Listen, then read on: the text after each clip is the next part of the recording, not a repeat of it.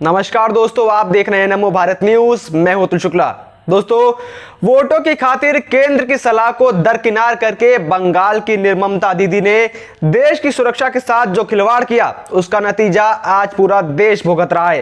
केवल वोटों की खातिर ममता ने अवैध बांग्लादेशियों पर कोई कार्यवाही नहीं की, उल्टा एनआरसी का विरोध करती रही। यहां तक कि बंगाल में इनके फर्जी वोटर कार्ड बनाए जाने का काम आज भी बदस्तूर जारी है। अब सोचिए कि ये कितनी बड़ी संख्या में देश के अंदर घुस चुके हैं कि ये पूरे राज्य की सत्ता तक को बदलने की ताकत रखते हैं। मगर अब ये केवल बंगाल तक ही सीमित नहीं रह गए हैं, अब तो ये देश के अन्य राज्यों में भी अपना कहर बरपा रहे हैं। और आज एक ऐसी खबर सामने निकल कर आई है जिसे सुनकर आपकी रूह तक कांप जाएगी। दोस्तों, बीते दिनों सोशल मीडिया पर एक वीडियो बहुत वायरल हो रही थी, जिसके अंदर कुछ लोग एक महिला को प्रताड़ित कर रहे थे और उसका गैंग रेप करते हुए नजर आ रहे थे, जिसके बाद अटकलें लगाई जा रही थी कि पीड़िता नॉर्थ ईस्ट की है। लेकिन बाद में बेंगलुरु पुलिस ने बताया कि वह एक बांग्लादेशी है और उसको मानव तस्करी करके भारत के अंदर लाया गया था।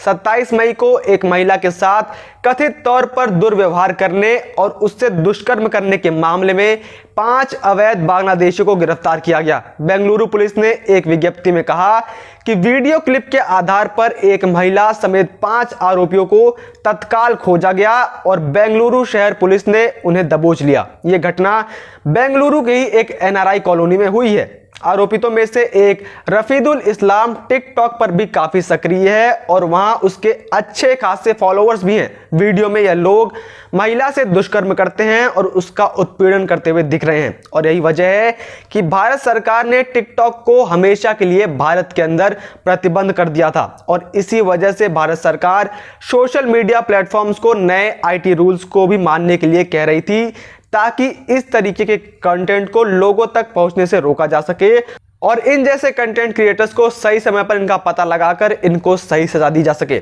लेकिन अब आप ही सोचिए कि कितने लोग इसे फॉलो करते होंगे और न जाने कितने लोग इन जैसों को देखकर कुछ ना कुछ गलत करना सीखते हैं। लेकिन बुद्धिजीवी लोग तो इसे फ्रीडम ऑफ स्पीच की मौत कहेंगे, जबकि असली वजह यही है कि इन जैसे कंटेंट पर काबू करना बहुत जरूरी हो चुका है। वहीं इस वीडियो में मौजूद पीड़िता को भी पुलिस खोजने में लगी हुई है, ताकि वो भी जांच प्रक्रिया का हिस्सा बन सके और अपना बयान दर्ज करा सके। अब तक मिली सूचनाओं के अनुसार सभी आरोपित बांग्लादेशी माने जा रहे हैं और पुलिस ने आशंका जताई है कि ये किसी गैंग का हिस्सा है। ऐसे में सवाल उठता है कि आखिर बंगाल के अंदर जब बांग्लादेशी इतने आसानी से बिना किसी खौफ के रह कैसे रहे हैं और न जाने अभी भी कितने बांग्लादेशी बंगाल के अंदर ऐसे ही बिना किसी खौफ के रह रहे हैं और न जाने कितने ही बांग्लादेशी भारत के अंदर अलग अलग हिस्सों में अपनी पहचान बदल कर रह रहे हैं। मगर सवाल ये खड़ा होता है कि इन अवैध बांग्लादेशियों को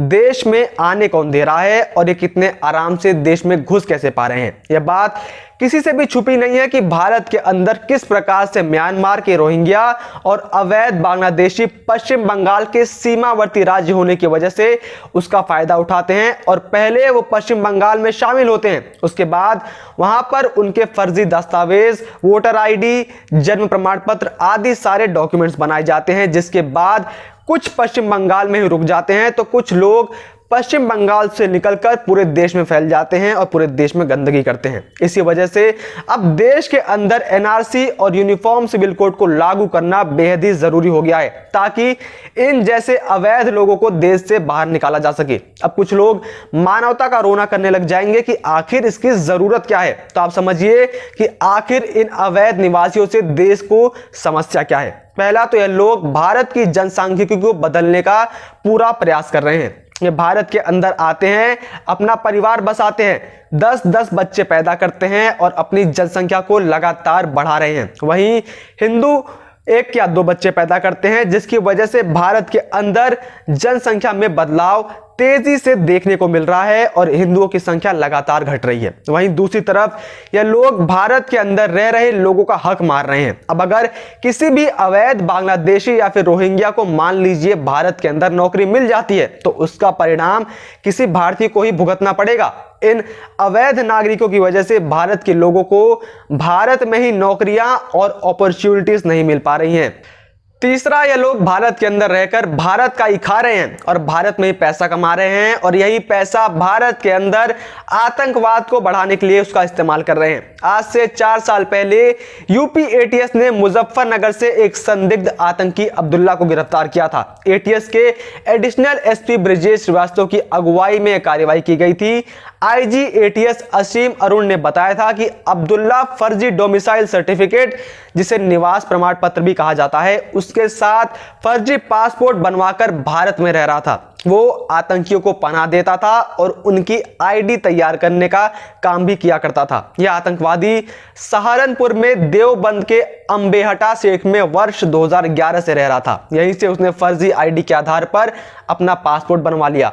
आईजी एटीएस के मुताबिक शुरुआती पूछताछ में अब्दुल्ला ने बताया कि वो देवबंद में रहकर खास तौर पर बांग्लादेशियों को भारत में सुरक्षित रूप से रहने में मदद कर रहा था। अब्दुल्ला बांग्लादेश के बैन आतंकी ग्रुप अंसारुल्लाह बांग्ला टीम से जुड़ा हुआ है। वहीं साल 2019 में सऊदी अरब से कोलकाता जा रहे एक बांग्लादेशी नागरिक को फर्जी पासपोर्ट के साथ लखनऊ के अमौसी एयरपोर्ट पर गिरफ्तार किया गया था। बांग्लादेशी नागरिक खुद को पश्चिम बंगाल का निवासी बता रहा था और सत्यजीत दास के नाम का फर्जी पासपोर्ट कैरी भी कर रहा था। जब अधिकारियों ने सख्ती से उससे पूछताछ की तो उसने खुद के बांग्लादेशी होने की बात को कबूल कर लिया था।